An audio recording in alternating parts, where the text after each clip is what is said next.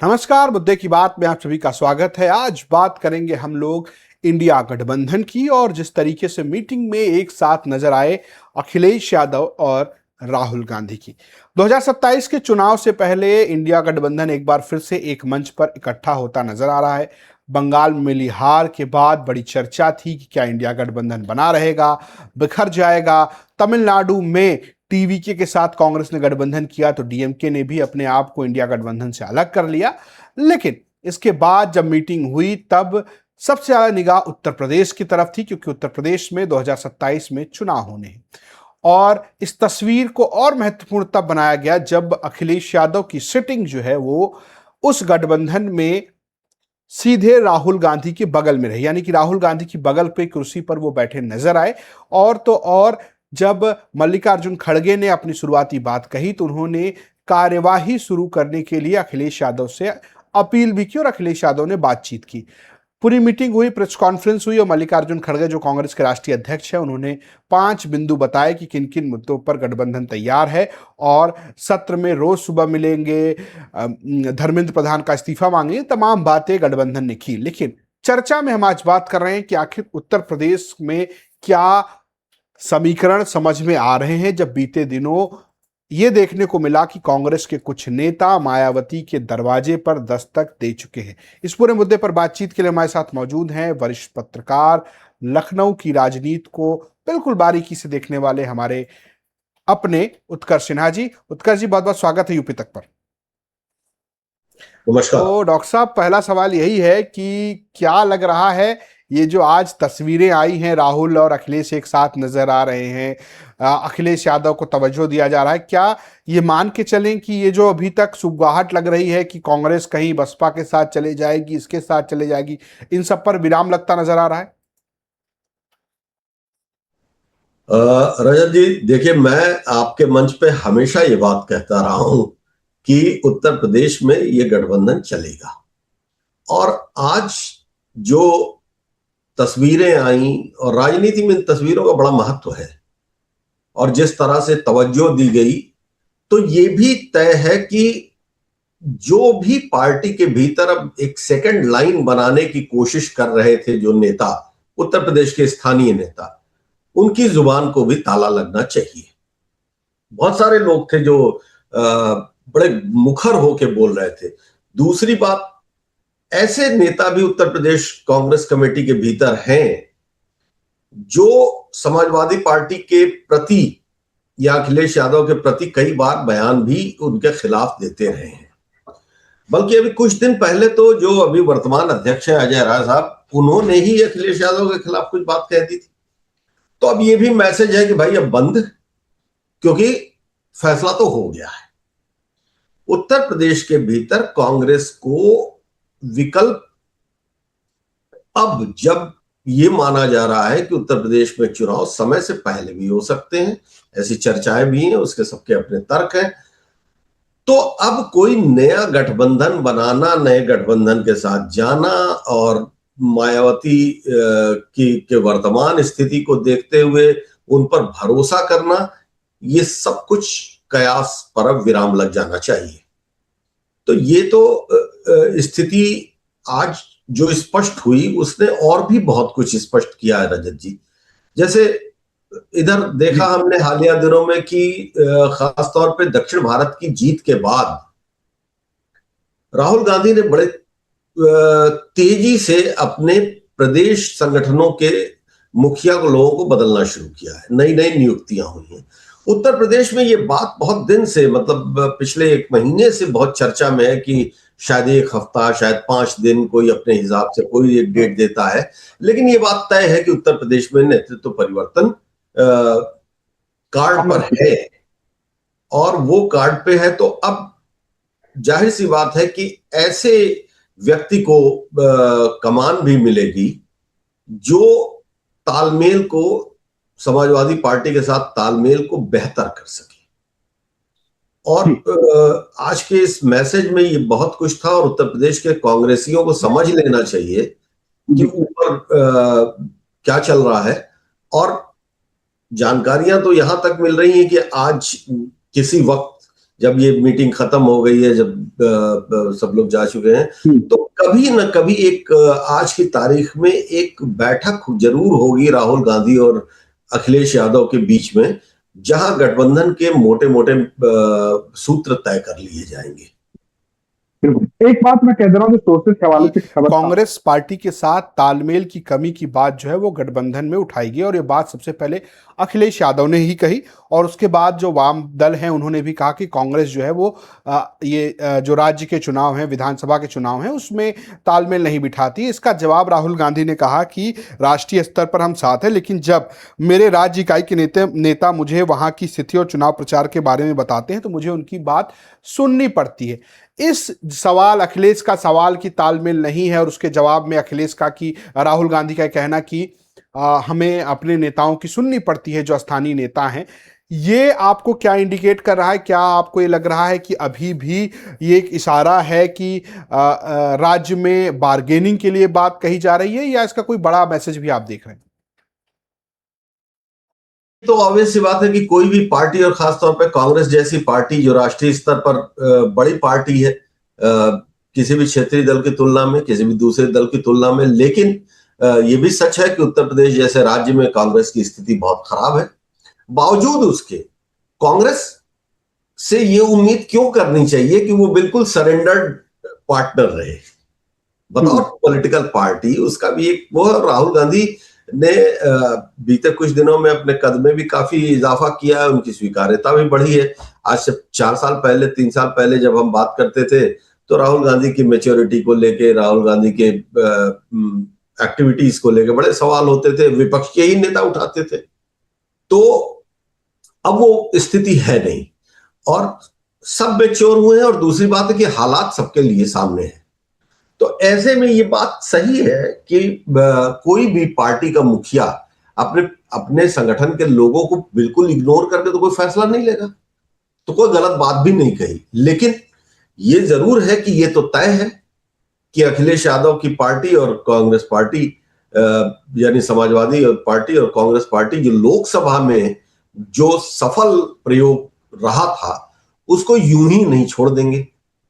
और जबकि तीसरी फोर्स बहुत अनप्रिडिक्टेबल है, यानी मायावती, तो ऐसे हालात में ये जरूर होगा। और बार्गेनिंग तो ऑब्वियस सी बात है, बार्गेनिंग तो होगी ही। आप याद कीजिए रजत जी कि कुछ दिन पहले खबरें ये आई कि कांग्रेस को 35 सीट देगी समाजवादी पार्टी। लगभग 10-15 दिन पीछे की ये बात है, चर्चाएं ऐसी थी। फिर वो 50 पे गया आंकड़ा, फिर वो 60-65 तक गया आंकड़ा। आज मैं सुबह देख रहा था लखनऊ के मीडिया में, कहीं ये था कि 70 से 80 सीट जा सकती। अब ऐसे टाइम पे क्या होता है कि बहुत सारी खबरें अपने अपने सूत्रों से आदमी जानकारी लेता है, जो पत्रकार, तो वो कहाँ क्या मैसेज है। लेकिन कुल मिला के ये कि एकदम से सरेंडर्ड पार्टनर तो नहीं होगी कांग्रेस। और तब जबकि अब उसके पास सांसदों की संख्या भी ठीक है, राष्ट्रीय स्तर पर एक अपील भी राहुल की बनी हुई है।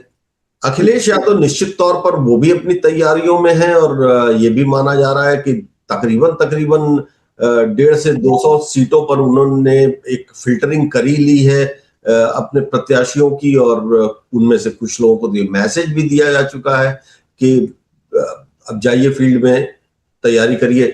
तो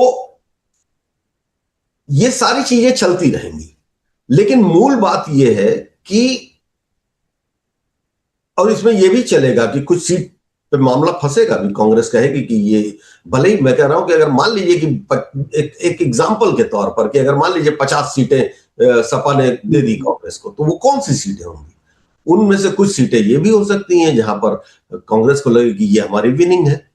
तो उस पर तो चर्चा होती रहेगी, और वो तब तक चलती रहेगी जब तक टिकटों की घोषणा नहीं हो जाती, या सीटों का एक साझा प्रेस कॉन्फ्रेंस करके घोषणा नहीं हो जाती। लेकिन इतना तो तय है कि तालमेल होना है, और तालमेल अगर है तो उसके जितने बिंदु हैं उनको बैठ के तो चर्चा करनी पड़ेगी। अब हर बात अखिलेश यादव और राहुल गांधी ही बैठ के चर्चा करें, ये भी नहीं होगा। प्रदेश स्तर पर भी बहुत दौर चलेंगे बातचीत के, तो वो बातचीत के दौर के लिए कौन होगा? कांग्रेस के जो वर्तमान में महासचिव हैं अविनाश पांडे जी, वो अस्वस्थ होने की वजह से काफी दिन से लखनऊ नहीं आए, जो प्रदेश अध्यक्ष हैं उनके साथ समाजवादी पार्टी बहुत कंफर्टेबल नहीं है। वो समाजवादी पार्टी के साथ बहुत कंफर्टेबल हो ऐसा भी नहीं लगता है।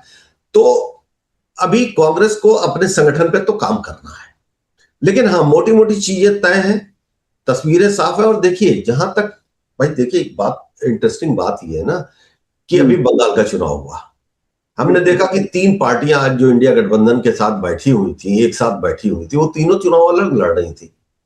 लेफ्ट पार्टियां अलग लड़ रही थी, कांग्रेस अलग लड़ रही थी, ममता बनर्जी अलग लड़ रही थी। तो वो बंगाल के हालात थे, लेकिन ममता हारने के बाद अब उनको भी समझ में आ गया है, लेकिन अब उनके लिए 5 साल का इंतजार है। उसके बीच में लोकसभा है, और इंडिया अलायंस जब बना था तो उसके बाद से भी हमने देखा कि अब आमने सामने लड़ लिए लोग, बंगाल में तो मध्य लड़े। प्रदेश की तो उत्तराखंड में जी। तो इस तरह की चीजें हुई थी, लेकिन अब सबक ज्यादा मजबूत मिल गया है। आप ये कहिए कि बंगाल की पराजय ने अपोजिशन को जरा मजबूत सबक सिखा दिया है, और अब उनको ये समझ में आ रहा है कि चीजें, क्योंकि आप देखिए बिहार में लगातार 3 चुनाव हार चुके तेजस्वी यादव, उत्तर प्रदेश में 2 विधानसभा चुनाव हार चुके अखिलेश यादव, पंजाब में कांग्रेस 1 चुनाव हार चुकी है, उत्तराखंड में कांग्रेस लगातार चुनाव हार रही है। तो अब प्रश्न ये है कि आप कब तक हारते रहेंगे। और दूसरी बात ये भी सच है कि विचारधारा की राजनीति की अगर बात करें तो भारत में गठबंधनों के भीतर विचारधारा कभी इंपॉर्टेंट नहीं रही, वो हमेशा सीटें इंपॉर्टेंट रही हैं। आप देखिए ना, एनडीए के भीतर आज ही बिहार में उनका कुशवाहा जी का बयान आया, जो एनडीए के पार्टनर उपेंद्र कुशवाहा, कि हम भाजपा के साथ नहीं है, हम जेडीयू की वजह से एनडीए के साथ हैं। अब इसका क्या मतलब है? या उत्तर प्रदेश में अगर आप देखें तो संजय निषाद कहते हैं कि सरकार ये इनकाउंटर पॉलिसी गलत है, इनकाउंटर गलत हुआ, लेकिन वो सरकार में है। तो अब सिर्फ विचारधारा का आधार सिर्फ इंडिया गठबंधन की जिम्मेदारी तो है नहीं। तो गठबंधन तो राजनीति में बनी इसलिए रहे हैं कि ताकत बढ़ जाए। तो वो ताकत अब इंडिया गठबंधन की जो चुनौती है वो देखिए 2 स्तर पर है, और खासतौर से बंगाल हारने के बाद लोकसभा के भीतर, राज्यसभा के भीतर, संसद के भीतर भी जो दबाव बना ले गए थे इंडिया गठबंधन के लोग पिछली बार परिसीमन बिल के ऊपर, उस दबाव को बढ़ाए रखना एक जरूरत है, जो परसेप्शन बिल्ड करता है, जो गवर्नमेंट को बैकफुट पे ढकेलता है। और दूसरी तरफ ये जो 5 राज्यों के चुनाव हैं, इसमें पंजाब और उत्तर प्रदेश और उत्तराखंड जैसे महत्वपूर्ण राज्य हैं, जहां पे कि कांग्रेस को पाना है। अब की अगर पंजाब में वो टक्कर नहीं दे पाई, जैसे पिछली बार बिल्कुल सरेंडर्ड हो गई थी, इस बार अगर टक्कर नहीं दे पाई तो पंजाब में उसका आधार घट जाना है, वो घटते ही जाना है, फिर उसका बड़ा नुकसान है। उत्तराखंड में अगर वो वापसी के लिए नहीं लड़ेगी तो कांग्रेस के लिए फिर उत्तराखंड बहुत दूर की कौड़ी हो जाएगी। और वही हाल अखिलेश यादव के साथ है उत्तर प्रदेश में। अगर ये तीसरा विधानसभा चुनाव हार जाती है समाजवादी पार्टी, तो फिर पार्टी के सामने खतरे वैसे ही होंगे जैसे आज ममता बनर्जी के सामने खतरे हैं। तो इसलिए कोई भी अपने आप को इस तरह से नहीं छोड़ना चाहता है। इसलिए छोटे मोटे दुराव, छोटे मोटे मतभेद, छोटे मोटे चीजों को अलग रखते हुए ये आगे बढ़ेगा, 2029 के चुनाव तक ठोस रहेगा। जी, एक सवाल ये है कि चर्चा रही, चंद्रशेखर को लेकर और बड़ी यूपी चर्चा। तक के पॉडकास्ट में उन्होंने कहा कि उनके दरवाजे बहुत बड़े हैं, बड़े नेता आ सकें, गठबंधन किसी से भी किया जाएगा। क्या ये भी एक विकल्प दिख रहा है कि इंडिया गठबंधन का कोई विस्तार उत्तर प्रदेश में हो, कोई एनडीए का साथी भी इनके साथ जुड़े, ऐसी कोई संभावना देख पा रहे हैं आप? देखिए एनडीए के जो साथी हैं, 3-4 साथी जो हैं उत्तर प्रदेश में, ओम प्रकाश राजभर, संजय निषाद, अनुप्रिया पटेल और जयंत चौधरी। जी। अब इनका इतिहास देख लीजिए। एक अनुप्रिया को छोड़ के बाकी कौन समाजवादी पार्टी के साथ गठबंधन में नहीं गया था? तीनों।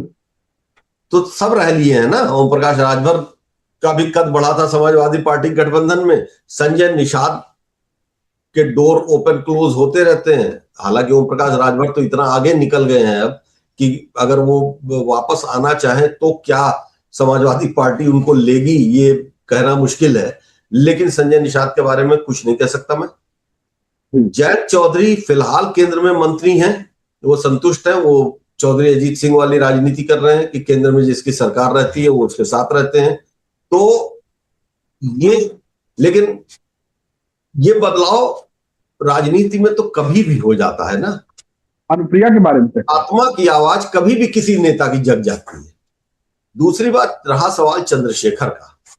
देखिए चंद्रशेखर मतलब एक तरीके से आप समझिए कि एक धूमकेतु की तरह दिखाई दे रहे हैं। सस्टेन कितना करेंगे उसमें मेरे हमेशा प्रश्न लगा रहता है।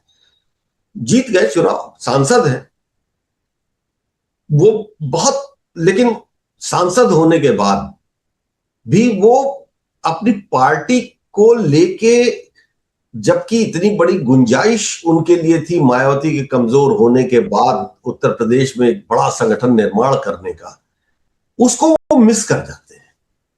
अब उनकी पॉलिटिक्स क्या है ये तो मुझे नहीं पता, लेकिन वो मिस कर रहे हैं। अब उनके पार्टी का संगठन के तौर पर कुछ दिखता नहीं है। लड़के हैं, हर जगह हैं, युवा उनके साथ हैं, लेकिन जैसे होता है ना कि एक पॉलिटिकल पार्टी धीरे धीरे मैच्योर होती है।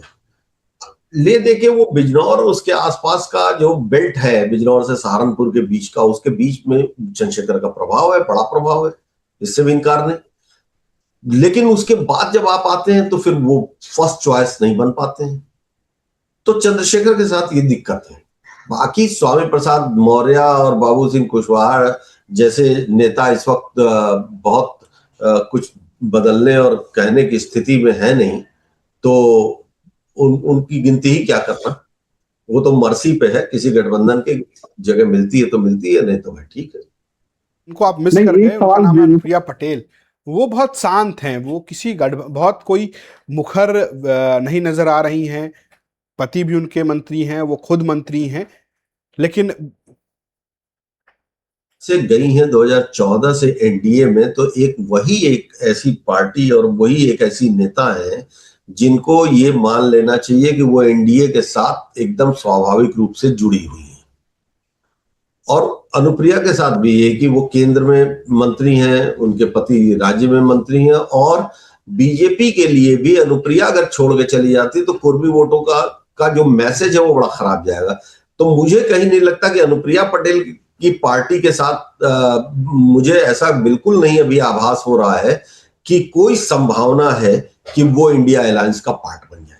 ठीक है, एक आखिरी सवाल है मेरा आपसे कि ओवैसी फैक्टर की बहुत बात हुई। बंगाल में ओवैसी तो नहीं, हुमायूं कबीर नजर आए, उससे पहले बिहार में ओवैसी नुकसान किया, महाराष्ट्र में ओवैसी ने इंडिया गठबंधन का नुकसान किया। क्या राहुल और अखिलेश की जोड़ी इतनी कैपेबल है उत्तर प्रदेश में? जब AIMIM अपने प्रत्याशी उतारेगी तो वो उन नुकसानों से बच पाएंगे, खासकर पश्चिमी उत्तर प्रदेश में, जहां मुस्लिम वोट एक तरीके से कहीं ना कहीं विपक्ष के अगर साथ एकजुट होता है तो उसको फायदा होता है।